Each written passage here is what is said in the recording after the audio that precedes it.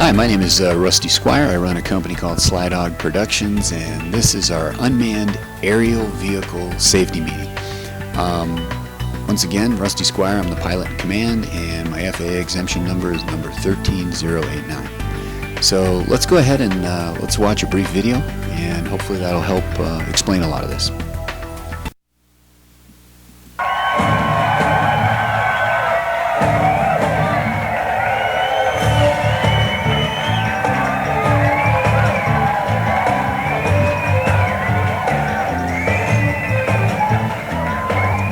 Well, Bubba J, what are you doing? Oh, I'm flying my new quadcopter, drone quadcopter toy. You're getting pretty good at it. Yeah. Well, Bubba J, why don't we introduce ourselves? Okay, who are you? I'm Jeff Dunham, and I'm a member of the AMA. What's that? Academy of Model Aeronautics. Oh, really? How do you do? Yeah. I've also been a licensed real helicopter pilot since 1986. And I've been flying radio-controlled helicopters since 1980. You're pretty old. I guess so, yeah. What do? I drink beer. That's very nice. Now, you know, Bubba J, when you fly these quadcopters and these drones, there's some rules to go by. Rules? You're flying in national airspace, controlled by the FAA. The Federal Aircraft FAA. Yeah, the feds. Yeah, that's right, yeah. So, Bubba J, we'd like to welcome all the new folks that are flying drones, yeah, but you have to abide by some rules. Some rules set up by the AMA, Model Aircraft Safety Code. What does that mean? Well, for example, do you know how far away you can fly this thing from you? No. You have to still be able to see it. Oh, I'll get some glasses. Good idea. And also no more than 400 feet above ground level. Okay, so that's high, but not real high. That's right. Another thing is you can't fly over people. No. Nope. And you shouldn't fly over vehicles. Oh, why not? What if you crash into the vehicle? Oh, well, make sure you crash into a cheap one and not an expensive one. Yeah, you can hit a U-Boat, but not a Ferrari. No, you don't crash into any vehicles. Okay. And also, Bubba J, you can't fly over personal property. What does that mean? You can't fly over somebody's house without their permission. Oh, so I gotta knock on the door and ask them okay if I spy on them in their pool. Also, you need to stay clear of real aircraft, because it's dangerous. That's right, you could cause a big accident. Okay, you know what else? What? Don't fly within 5 miles of an airport. No? No. And if you do, you have to contact the tower. Okay. Do you know what first responders are? Yeah, it's the first guy that goes, no, emergency folks. Yeah, they're helping in an emergency situation. Don't try and help out with this unless you're asked. Oh, okay. Don't be a hero. Okay. All right, you have all this? I think so, but these are good rules to abide by so nobody gets into trouble. That's right, we want to keep flying these things and having fun. And if people break the rules, that privilege will be taken away. Okay, no accidents, no accidents. So Bubba J, for more information, get on the computer. I love my computer, and go to knowbeforeyouFly.org. KnowbeforeyouFly.org. Okay, here goes this. I almost hit the camera guy. He's over there. Oh, sorry, dude. Well, that was a great video, and I like Jeff Dunham because he, obviously puts a lot of humor into what it amounts to a serious safety talk and makes it fun, so I think people pay more attention. Anyway, we watched that video, so let's go ahead and move on with the rest of the presentation. I want to go through the FAA rules overview. First off, we do not fly above 400 feet above ground level, and our UAV is automatically programmed not to go above that level. In fact, it issues us a warning at about 380 feet, audible warning. We fly visual line of sight only. That means that we can see the aircraft visually at all times, and the observer and the pilot in command both have to pay attention and are responsible for maintaining visual contact with the aircraft. We do not fly within 5 miles of a Class A or Class B airport without first contacting the tower and submitting a notice to airmen 72 hours to 24 hours in advance of operations. And we do not fly over people, stadiums, or in restricted airspace. So let's talk about that a little bit. What is restricted airspace? Well, airspace within 5 miles of a Class B airport. National parks are actually no-fly zones. And somebody south of here put a UAV into one of the hot pools at Yellowstone National Park, and that was the end of that. military bases, any kind of airspace used to conduct military training activities, much of Washington, D.C., and a host of other places. But the way we identify this is we go to AirMap. And airmap.io is an app that provides a comprehensive keyed map of all restricted airspace, hospitals, schools, helipads, things you need to be aware of. And it's the best and most complete airspace mapping app on the market. Now, Slydog Production uses AirMap to determine what requirements exist based upon that geographic location and the location of each job. And it's an important part of the pre-flight safety checklist that we have to go through in order to conduct safe operations. So, how we're going to set up to fly. Basically what we do is we use 4 orange cones and we set them 15 feet apart to create a 15 by 15 square, and nobody goes in there except for the pilot and command to place the aircraft before it's started and to retrieve it after it's shut down from landing. So person in charge of security will secure this area and keep it secure at all times, and this will be a portable area that we'll move around as we go. Just throw the cones on the golf cart and take them to the next location. So, other factors, I want to go through the DJI Inspire 1 pre-flight checklist. That is the Inspire 1 in the upper right-hand corner. It's a fairly large quadcopter and carries a big camera. It's a 35mm quality camera. So before departing in the morning, we check the aircraft and remote controller. Batteries are fully charged. Make sure the phone is fully charged. That's going to act as our ability to see what the aircraft is filming and shooting for film in real time, and as well as still photographs. Portable radios, we use Motorola's for team communications, and those are charged. We ensure the SD card has free space and is inserted in the camera. I mean, hey, that's what we're here for, to get film, so we got to make sure the SD card's in there. We need to ensure the firmware is updated on the aircraft and the remote controllers. We need to cache locations into all the DJI pilot apps and devices, location maps, and then check for frequencies used by local manned aircraft. And you can do that at a website called skyvector.com that's shown here on the screen. We want to check if flight location is in a no-fly zone. Once again, airmap.io is where we go to do that. And we program the local frequency into the portable radio. It allows us to hear the chatter of local pilots, keeps the operation safer. Okay, so DJI Inspire 1 pre-flight checklist. We also check for notice to airmen, temporary flight restrictions. You can do that at FAA.gov, NOTAM search. We check the weather.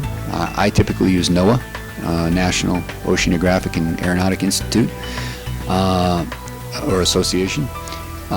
Check that the precipitation has a chance is less than 10%. We want to make sure the winds are under 20 knots, which is about 23 miles an hour. Cloud layer of 500 feet or higher. We don't fly above 400 feet, so that makes sure that actually ensures that we can fly a visual line of sight at all time. And we want to make sure we have 1 statute mile of visibility, not to be confused with a nautical mile. They're different. We want to make sure we have a KP index of 5 or less, and we can check that at uavforecast.com. And then we check the sunrise, sunset, moonrise, moonset. We cannot fly pre-sunrise or post-sunset. I know you've probably seen beautiful UAV videos of cities and bright lights. That was all illegal flying, done by either amateur hobbyists or people that didn't know the rules. So it's important to know those things. Comprehensive maintenance on our machines takes place after every 200 flights or 50 flight hours. Okay, location on-site checklist. We want to check that the flying area is free from overhead obstructions. We want to make sure wires, low-flying aircraft, trees, tall buildings are all surveyed and we're well aware of they and their locations.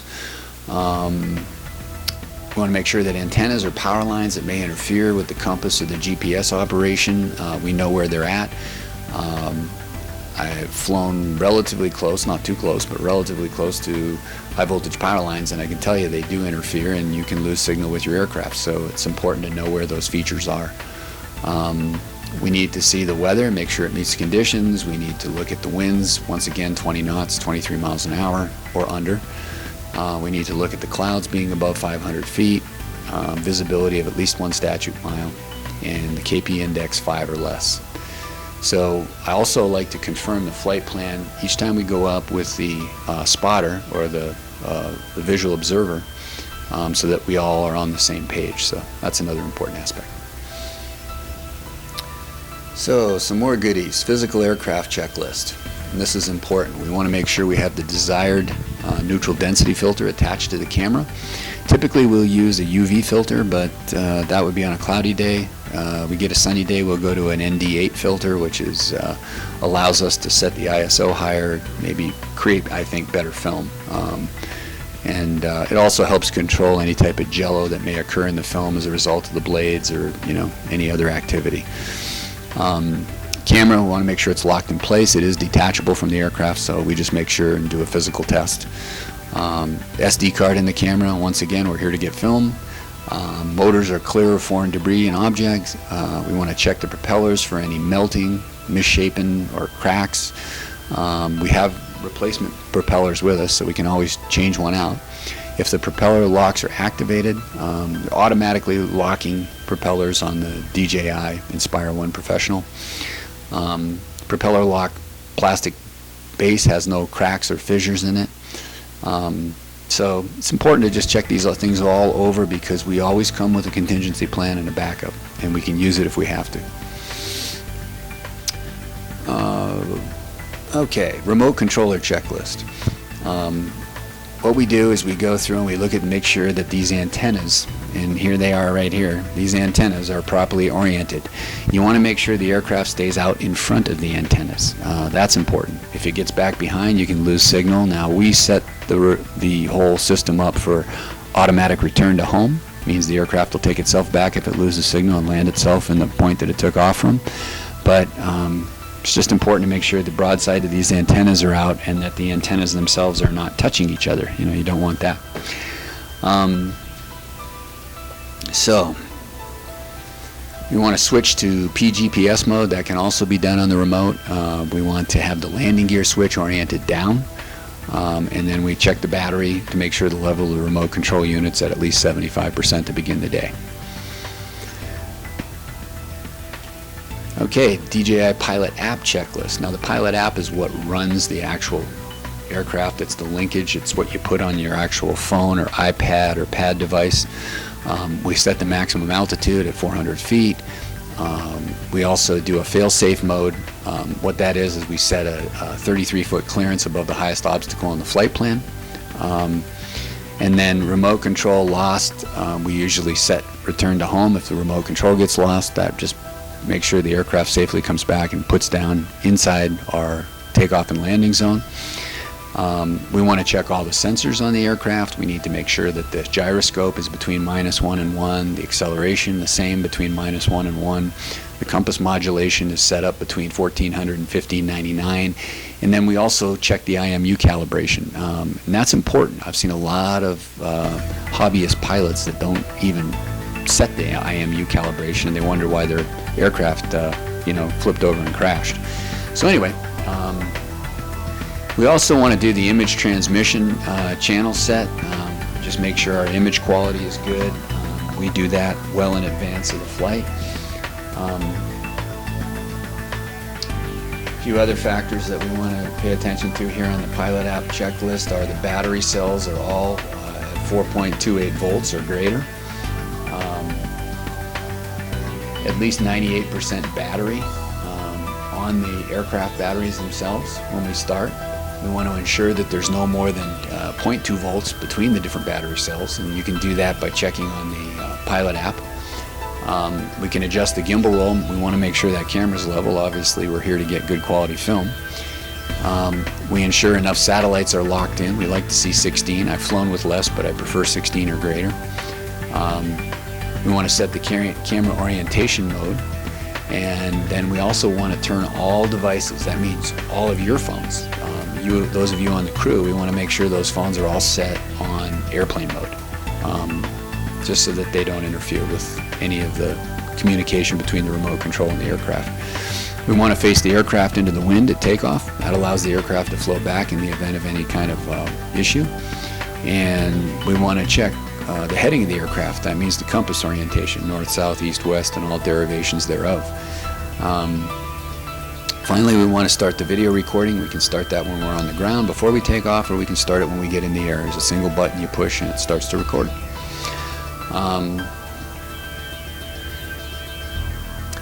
Pilot checklist continued on the app. We want to start the propellers using the combined stick command. That's when we pull back both sticks to the interior. That allows the aircraft to warm up, engines to start. We want to ensure that a blue dot representing the remote control and its location is accurately located on the map. And the map is in the corner of the overall picture that the helicopter sees. So you can blow it up to full screen, but I keep it down at a small level. We want to ensure the home point's accurately set up on that map. Typically when the helicopter's out, it's represented by a small triangle-shaped object, and it's out on a blue line away from the takeoff and landing zone.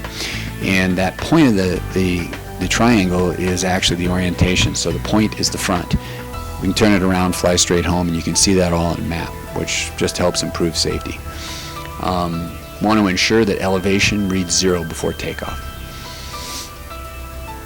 Okay, so other factors, in-flight observer's job. This is important. In-flight observer, never take your eyes off the aircraft. The other thing is to warn the pilot in command of nearby hazards well in advance. The flight observer also keeps track of people on the ground, kind of one eye to people that may be around underneath the area of the helicopter. That's important. And then scan the sky for other aircraft, planes, helicopters, balloons. It's just important that we avoid any type of air conflict with other aircraft. You know, we're not going to be flying that high at the end of the day, but these are things that we have to keep our eyes on.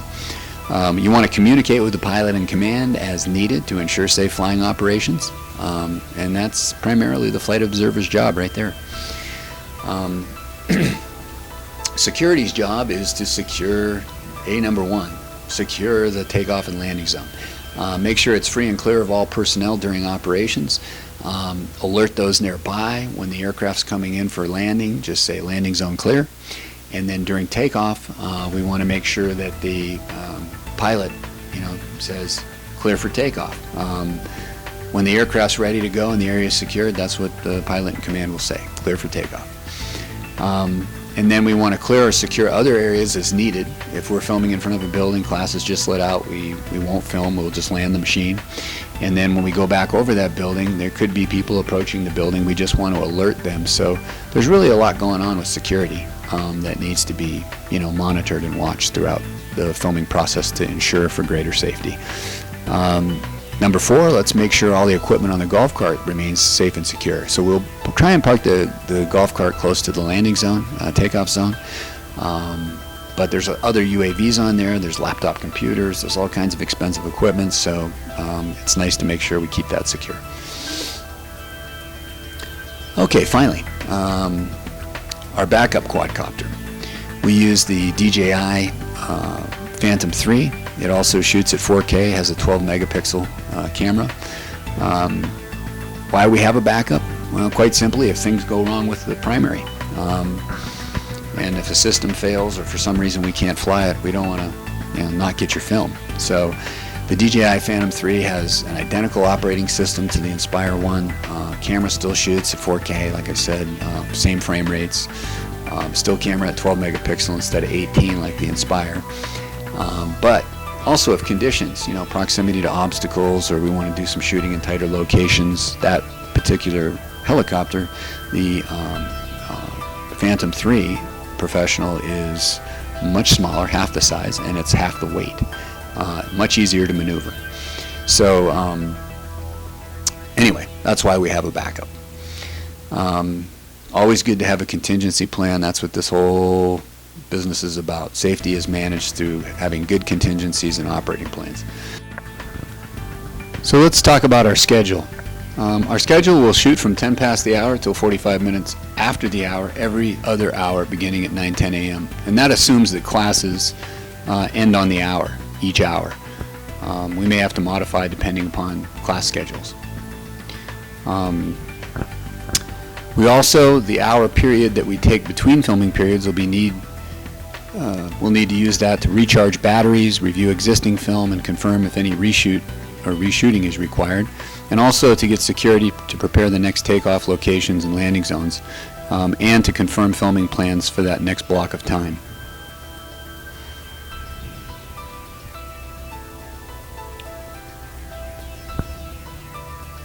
We'll finish up sometime between 4:30 and 5 p.m., conditions permitting.